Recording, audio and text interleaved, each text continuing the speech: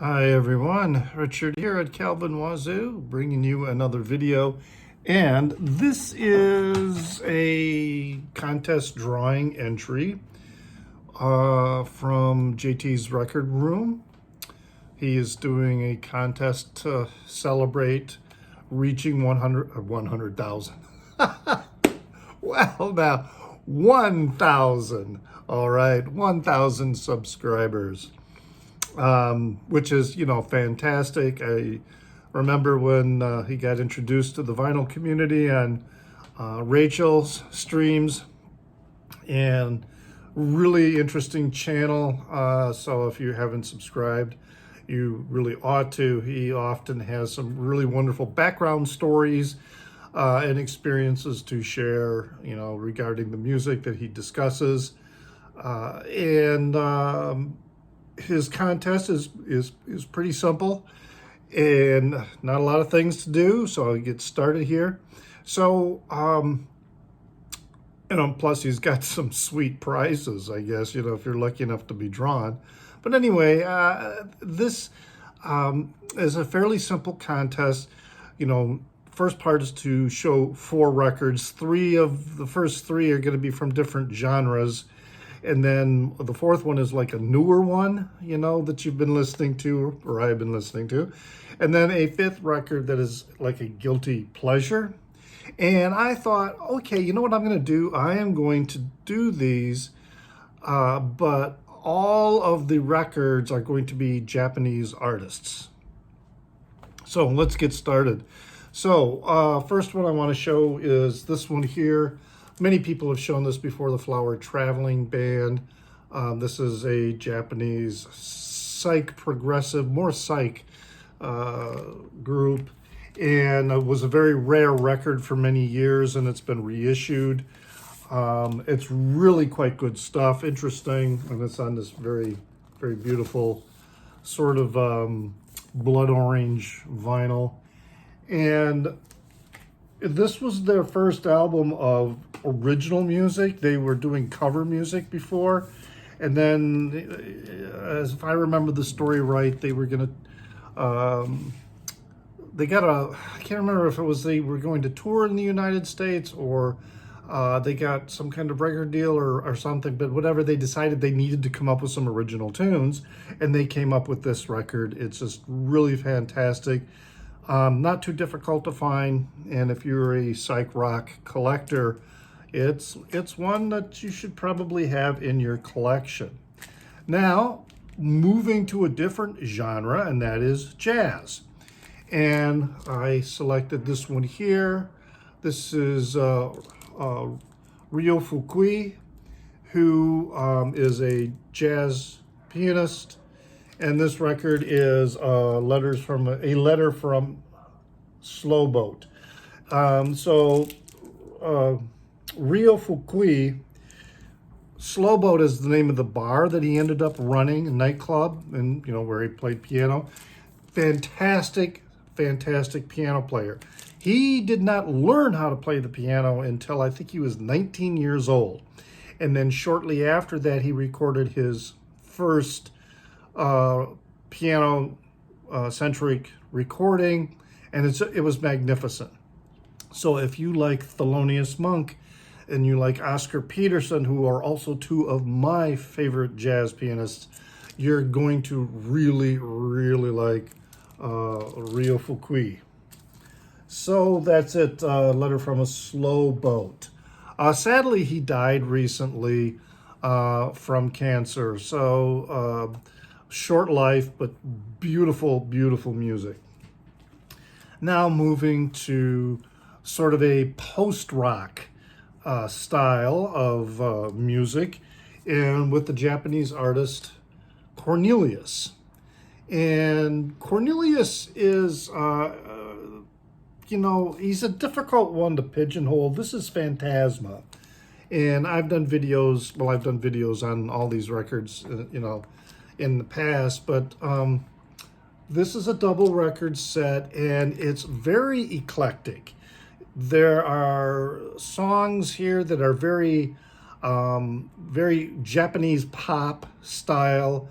Then there's some like math rock. There's like even some heavy metal and some other, progressive jazzy pieces. But they all fit together really well on this. I have 3 of his recordings. This is the one I listen to the most, but they're all really good.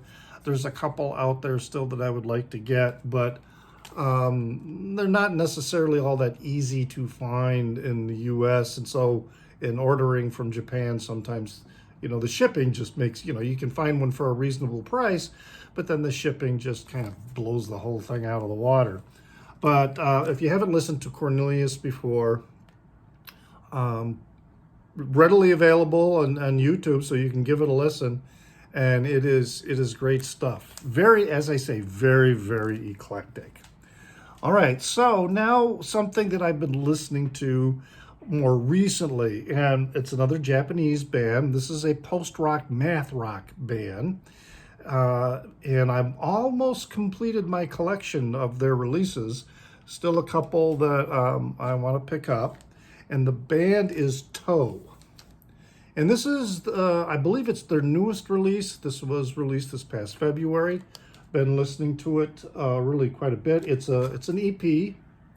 And it's kind of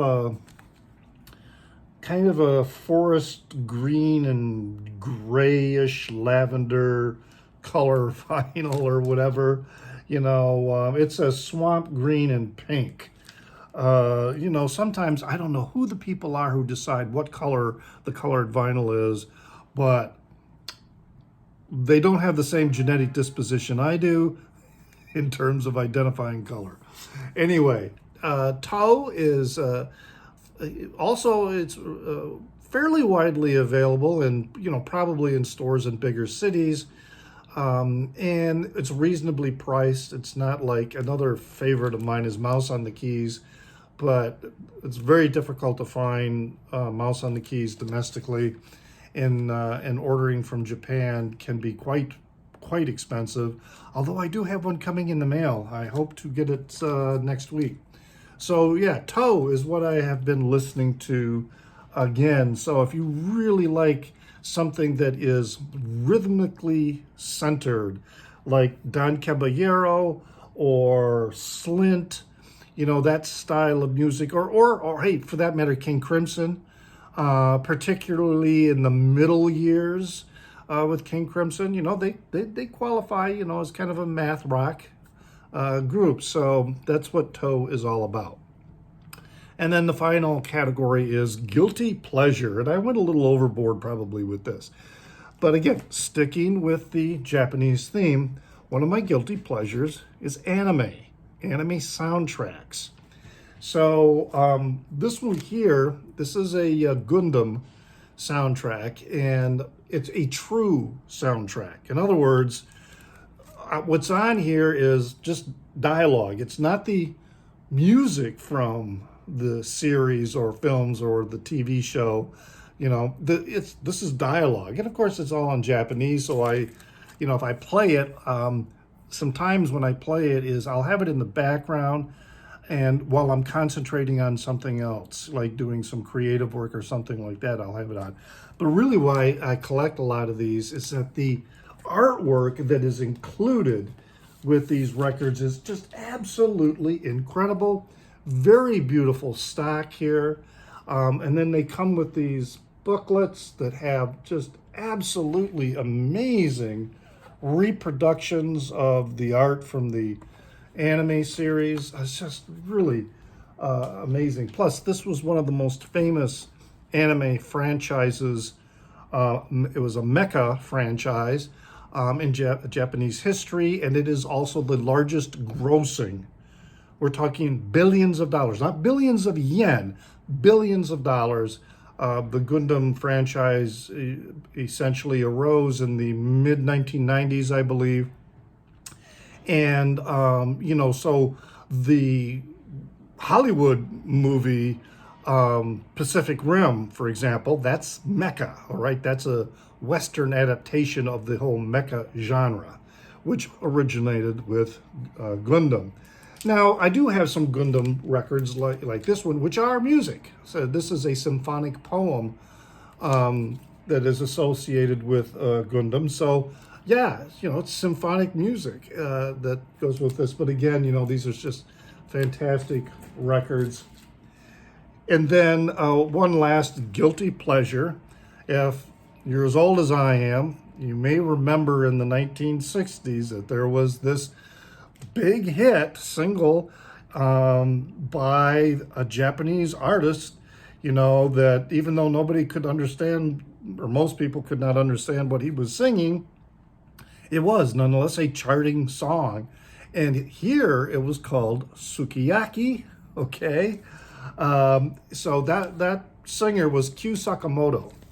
And so I have this. This is a Western or U.S. release of a collection of his greatest hits.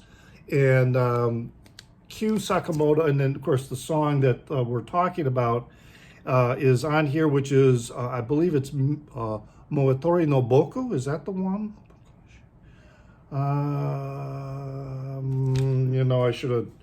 I should have.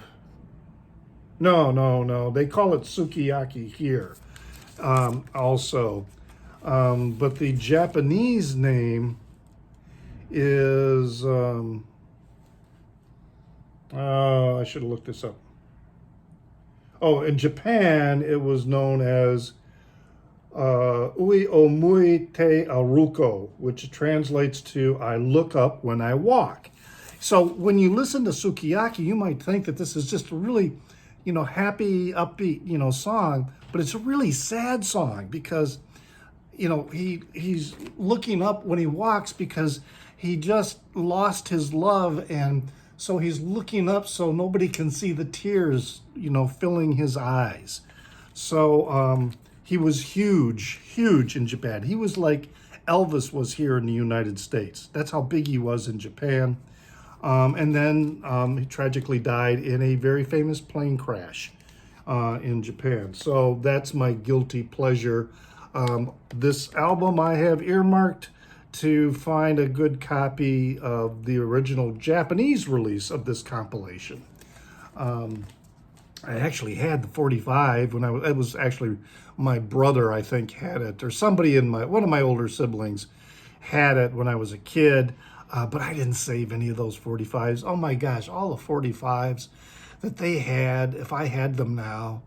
Wow. Anyway, that's my entry for JT's Record Room Contest. I hope you like that. Check out his channel. Like and subscribe here as well. Leave a comment. And as always, remember to pray for the people inside your head, for they won't be there when you're dead.